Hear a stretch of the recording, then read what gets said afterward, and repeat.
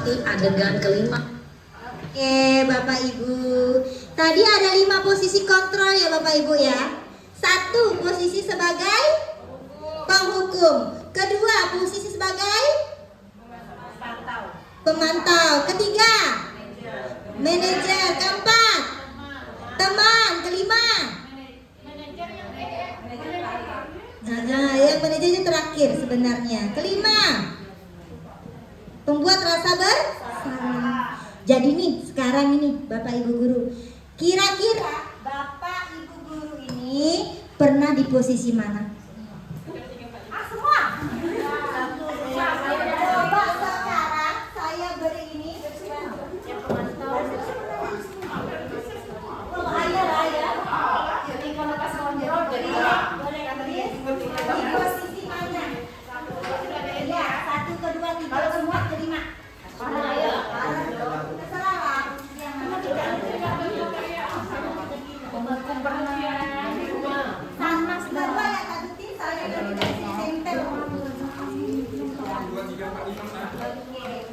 Silakan Bapak Ibu dari ke depan.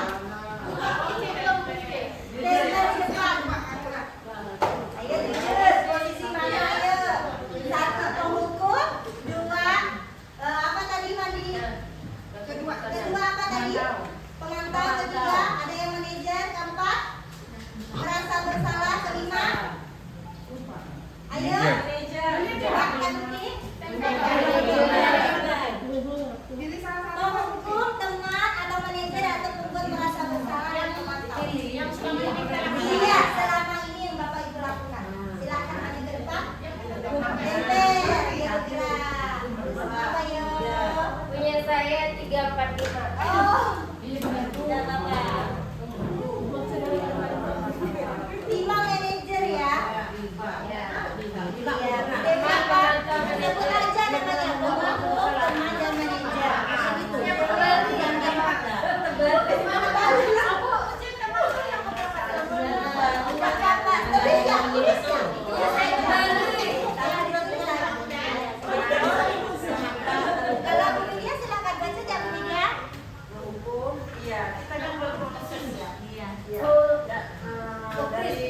Dari guru jadul lah ya, dari guru jadul saya yakin asal kita jujur saja lah ya.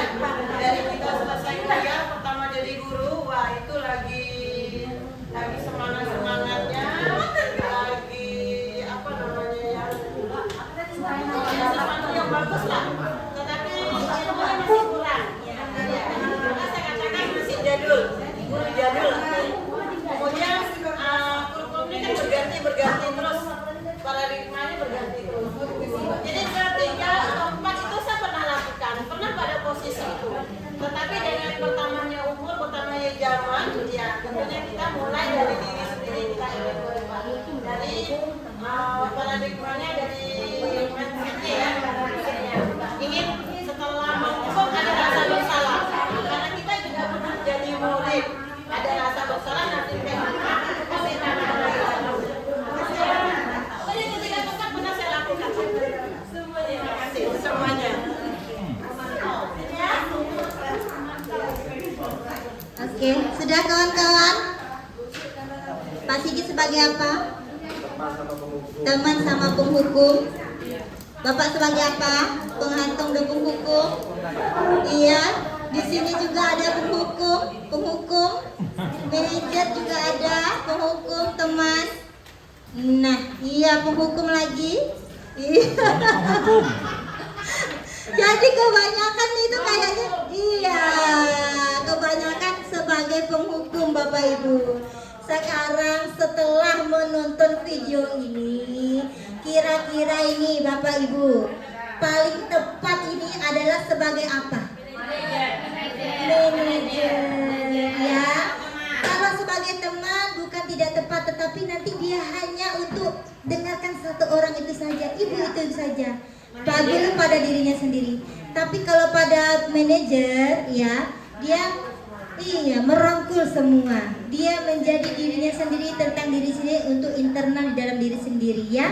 Ya, begitu. Oke, Bapak Ibu guru, mudah-mudahan bisa dapat ilmunya, tidak lagi sebagai penghukum, karena penghukum tadi bisa membuat mereka merasa bersalah sampai seumur hidupnya. Boleh nanya, silahkan Bu.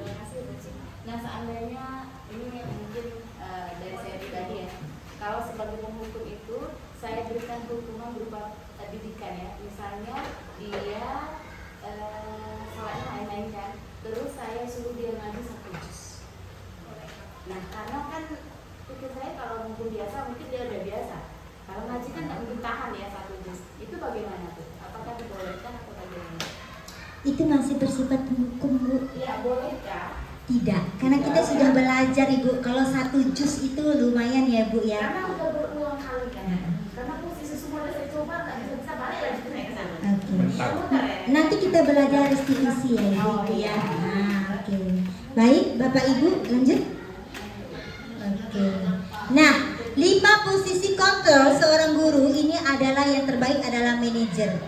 Guru berbuat sesuatu bersama murid, mempersilahkan murid mempertanggungjawabkan dan mendukung murid agar menemukan solusi atau permasalahan sendiri, dan posisi manajer mengacu pada 3 restitusi yang dapat menjadikan murid sebagai manajer bagi dirinya sendiri yang menciptakan energi positif.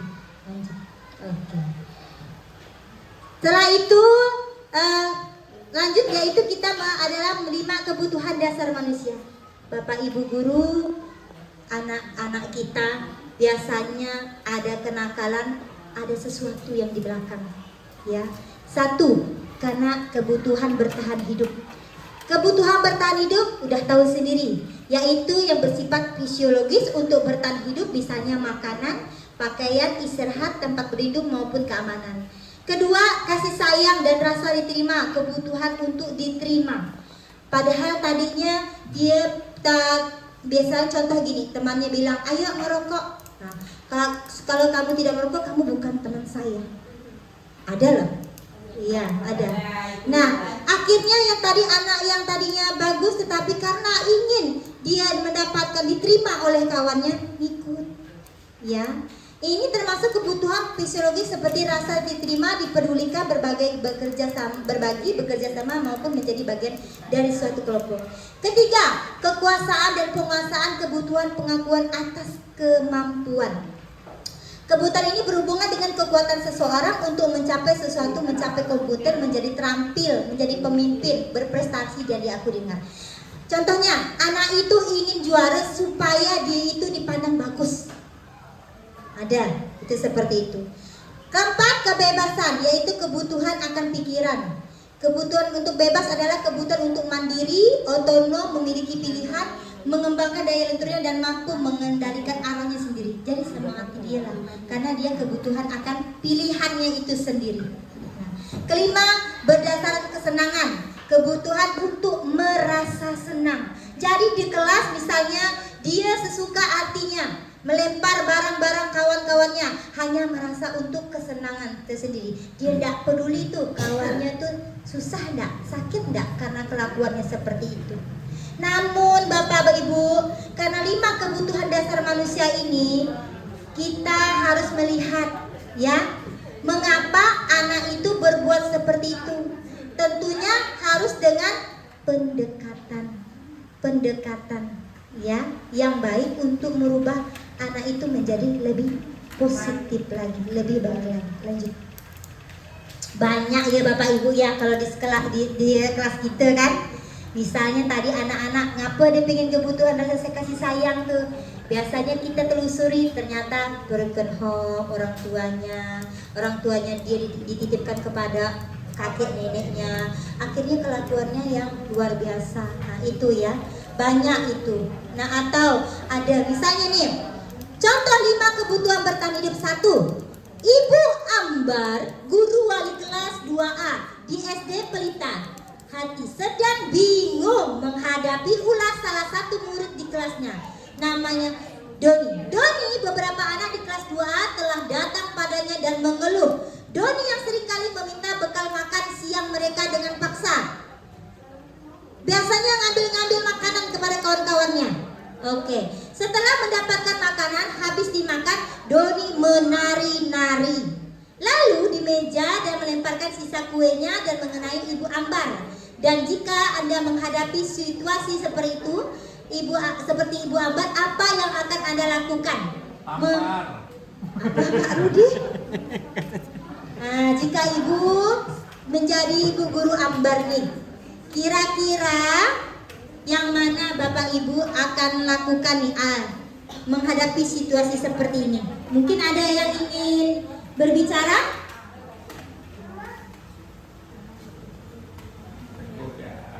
Apa Pak Rudi? Ditegur ya, baik. Ditegur? Ditegur baik-baik. Oh, baik. Seperti apa Pak Rudi? Dinasehati lah. Dinasehati. Di posisi yang mana Pak Rudi? Penghukum atau merasa bersalah atau bagaimana kata-katanya?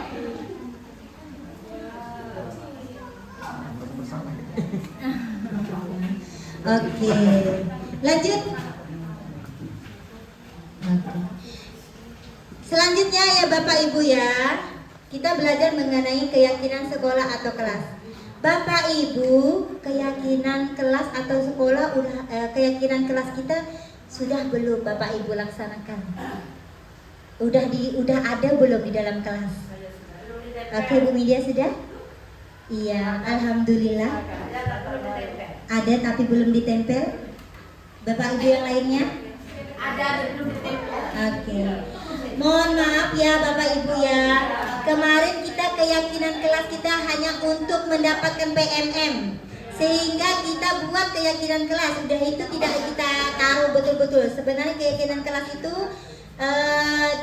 bisa saja bohong, cuman penempelan pada anak-anak murid itu. Tapi sebenarnya itu adalah kesepakatan. Iya. Bagaimana Ibu Media?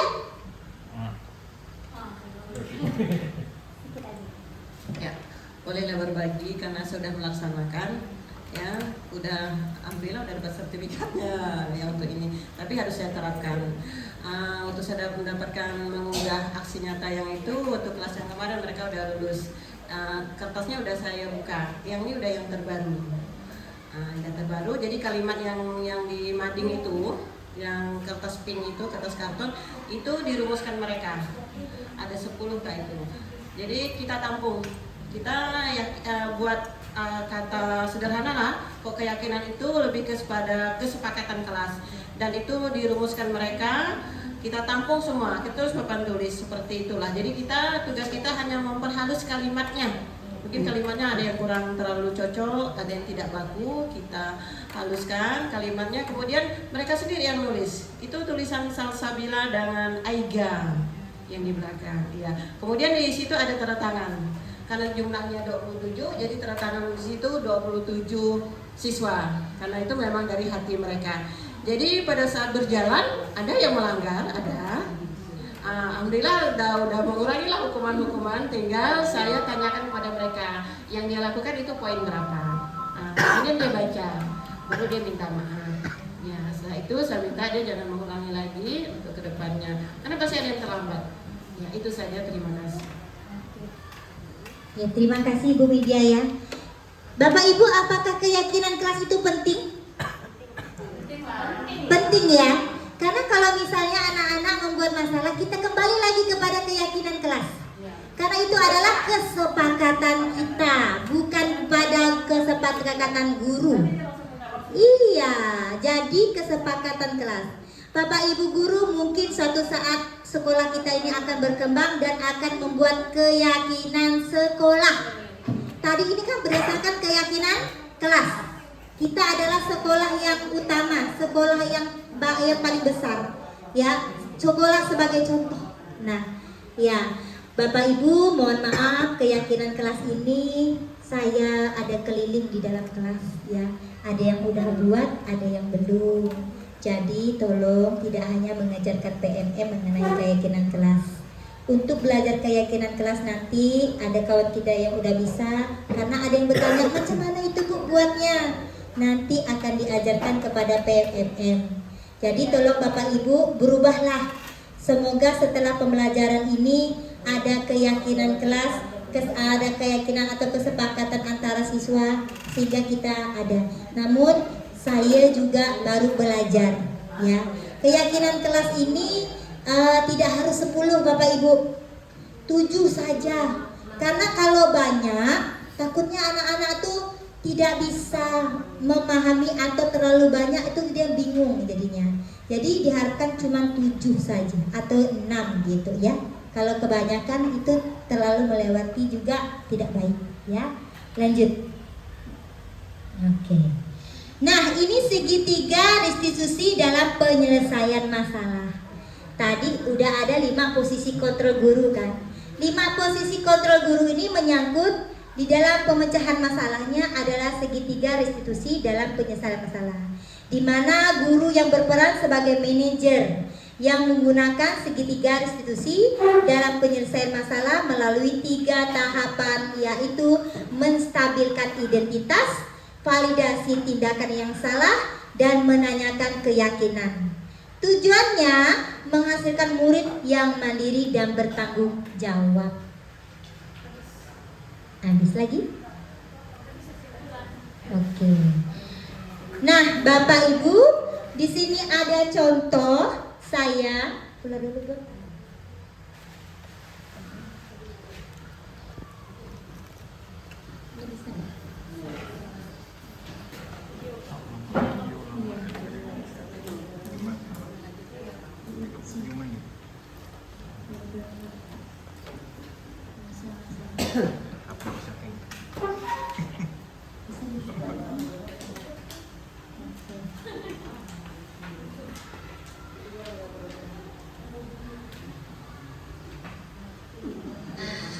Oke, Bapak Ibu juga.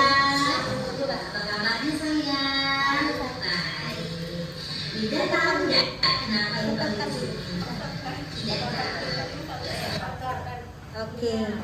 Bapak Ibu, ini adalah keyakinan kelas 3 restitusi yang telah saya laksanakan ya. Di sini masalahnya anak saya tuh melanggar keyakinan kelas, tidak mandiri, tidak jujur. Dia nyontek. Nah, boleh Bapak Ibu ambil, kita menggunakan 3 restitusi tadi. Ya, silahkan. Apa ini sebenarnya dia ini? Oke. Tadi nyontek terus siapa? Pelajaran apa? Iya. Boleh tak nyontek Nak? Tidak boleh. Hari ini kita sekolah lagi kegiatan apa? Ulang. Berarti ulang ada 5. Wah, pintar dia. Di sini ibu bukan mencarikan kesalahan siapapun tidak. Ibu juga punya salah, ya. Dulu masa itu ibu juga suka. Oke, stop Kak Tuti. Fokus Kak Tuti. Oke, jadi di sini ibu tidak mencari siapa yang salah atau benar. Nah, di sini ibu mencari solusi. Itu adalah menstabilkan identitas. Ya, lanjut. Lanjut. Itu harus ada solusinya supaya kita tidak selalu karena belum tentu jawaban kawan itu media nyambung. Nah, sekarang ibu mau tanya, Linda pasti punya alasannya. Kenapa sih tadi nyontek? Ada alasannya. Berarti validasi tindakan yang salah. Berarti belum siap dong, ya. Lain kali ibu kasih solusinya nih. Kalau mau ulangan 4 hari atau seminggu itu sudah siap belajar. Ya Nak ya? Nah, sudah itu Hilda, jangan malam-malam tidurnya. Jadi sebelum itu sore-sorenya Hilda juga udah belajar. Jadi udah siap. Sore-sore saya gitu. Jadi bilangkan mamanya supaya jam berapa kemudian bisa belajar supaya malamnya balik malamnya ya udah capek. Biasa tidur jam berapa? Jam 9. Sebelum jam 9 supaya tidak ngantuk, jam tidak tidur, belajar dulu ya, belajar dulu. Habis sholat maghrib atau sholat isya belajar dulu.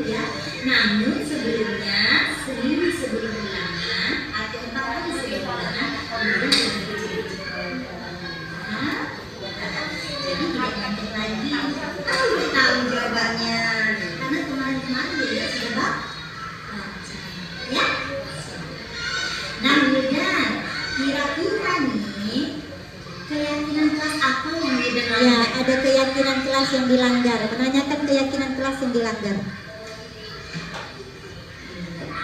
Tidak mematuhi aturan, ada tidak jujur. Kita harus jujur pada diri kita sendiri kan?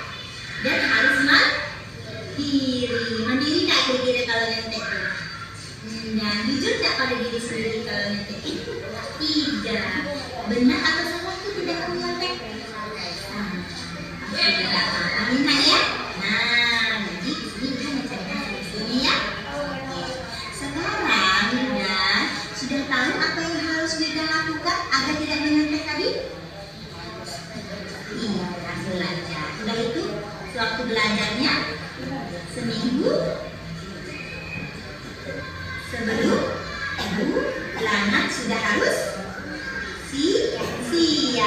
Sudah itu tidurnya jangan ke malam. Pintar paham. Kapan kira-kira Wildan untuk tidak lagi melakukan seperti itu? Nggak tahu. Kira-kira tahu boleh nggak tahu besok melakukan nanti? Nah, berarti sudah mulai besok Wildan nggak boleh melakukan lagi ya? Oke, Bapak Ibu itu boleh Bapak Ibu laksanakan. Tadi Bu Mida nanya ya, bagaimana kita memecahkan masalah, bukan? Solusi untuk yang Nakal. Ayo, tiga restitusi tadi. yang memang Buti tahu kan? Karena Iya. warisan dari kelas 5. Iya. Bukan, tiga restitusi. Lanjut. Mundur. Terus.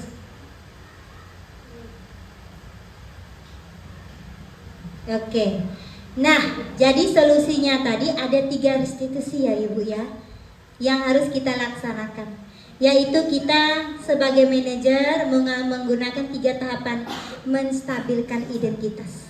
Nah, kita tidak mencari kesalahan anak-anak atau siapa yang salah. Ya, jadi tidak boleh kayak gitu. Kita harus menstabilkan identitas. Karena Bapak Ibu guru juga pernah melakukan kesalahan yang sama. Bahkan sampai besar ini pun juga kita pernah melakukan kesalahan. Itu nanti akan menstabilkan identitas mereka. Ya, merasa mereka tuh, oh iya ya, ternyata ibu-ibu itu sebagai teman manajer saya ya, yang harus kita dengar gitu ya. Lalu dengan validasi tindakan yang salah, apakah yang dilakukan itu adalah tindakan yang benar? Nah, begitu. Dengan pertanyaan-pertanyaan sebagai mendorong mereka untuk menjadi lebih ke arah yang positif tadi gitu. Yang terakhir yaitu menanyakan keyakinan. Masukkan saja Bu Madia keyakinannya itu Bu India. Dia suka ngapa Bu India? Tahu kan jangan. Iya, ngomong ributikan kelas ya Bu Media. Ya, yang lebih karena dia suka menjolimi kawan. Iya. Saya lebih mengarah ke situ lah. Iya. Karena setiap hari bikin buat masalah lah kan. Iya. Jadi kita pakai 3 restitusi ya Bu Media. Anak kayak gitu kadang-kadang kalau kita emosi malahan tidak masuk, tidak bisa. Anak kayak gitu tidak lagi sebagai hukuman. Sekarang kita sebagai manajer, jadi dia bisa membuat dirinya sendiri, manajer untuk dirinya sendiri ya, untuk berpositif untuk dirinya sendiri ya. Nah, anak itu karena kalau di dalam sebagai penghukum udah salah, orang tuanya juga di rumah sudah luar biasa kasarnya. Jadi mengapa anak itu seperti itu? Ada 5 tadi itu kebutuhan 5 kebutuhan manusia tadi itu ya. Ya oke, begitu ya Bapak Ibu ya. Mudah-mudahan paham. Boleh nanti dipakai 3 restitusi, dicoba untuk menanyakan, menstabilkan identitas. Ibu juga punya salah ya, semua punya salah. Kita manusia tidak luput dari kesalahan, namun kita berusaha untuk memperbaiki, ya kan begitu. Validasi tindakan yang salah, kenapa sih melakukan seperti itu, ya kan. Lanjut, yaitu mengenai menanyakan keyakinan kelas yang sudah dibuat. Bu Media tadi keyakinan kelasnya kalau bisa jangan sampai banyak, 7 saja, ambil poin yang sangat penting ya, karena kalau kebanyakan saya dapat ilmu di situ. Ya, karena kalau kebanyakan nanti anak-anak itu bingung gitu, kebanyakan gitu. Ambil yang penting dan dirangkum. Gitu. Tapi kalau menurut sesuai kebutuhan kelas kita buku ya. Karena karakter mereka kan beragam. Beragam. 27 siswa. Ya. Kalau ini bagi saya, bahkan itu pun yang pokok-pokok saja. Kemunculan yang menyimpang-nyimpang kan dari 27 itu kan hampir ada lah ya, walaupun kecil. Jadi saya lebih ke yang pokok-pokoknya. Oke, kalau murid-murid ya sudah bisa anak-anak mempertanggungjawabkan, silahkan. Oke, lanjut. Oke, nah ya Bapak Ibu, setelah kita belajar di sini adalah budaya positif di mana filosofi Ki Hajar Dewantara dengan menjalankan budaya positif di sekolah maka mempermudah tercapainya tujuan pendidikan nasional sesuai filosofi Ki Hajar Dewantara yang berpihak pada murid dan menuntun mereka tumbuh kembang hidup mereka sesuai kodrat alam dan kodrat zaman ya. Nah, sebagai 2 nilai dan peran guru penggerak dan 3 sebagai visi guru penggerak. Oke. Setelah saya mempelajari ini, ada hal yang paling menarik dalam motivasi perilaku manusia berupa penghargaan. Ternyata penghargaan dapat berdampak kurang baik ya Bapak Ibu bagi murid, diantaranya dapat merusak hubungan yang mengurangi ketepatan dan menurunkan kualitas, mematikan kreativitas dan bersifat menghukum.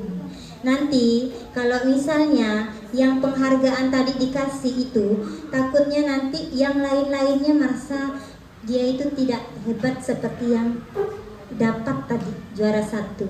Nah, jadi ternyata itu sudah kita pelajari, ternyata penghargaan tidak dapat berdampak kurang baik. Oke, ada lagi tidak? Habis, oke.